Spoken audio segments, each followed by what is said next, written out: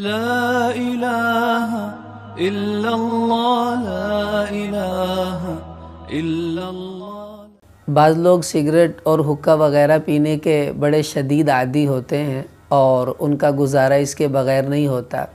अब रमज़ानुल मुबारक में उनको ये चाहिए कि वो सहरी का वक्त ख़त्म होने से पहले पहले अपनी ज़रूरत को पूरा कर लें। जितना चाहे सिगरेट पी लें, जितना चाहे हुक्का वग़ैरह पी लें, लेकिन जब रोज़ा शुरू हो जाए तो अब सिगरेट हुक्का वग़ैरह बिल्कुल नहीं पीना।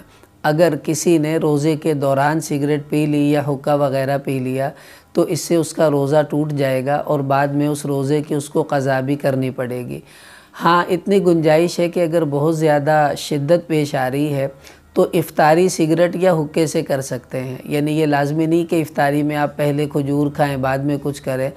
तो जो ही सायरन बजे आप सीधा अपना सिगरेट पिएँ, हुक्का पिएँ और इसी से रोज़ा इफ़्तार करें, ये तो जायज़ है। लेकिन रोज़े के दौरान सिगरेट या हुक्का वग़ैरह पीना, इसकी बिल्कुल गुंजाइश नहीं है।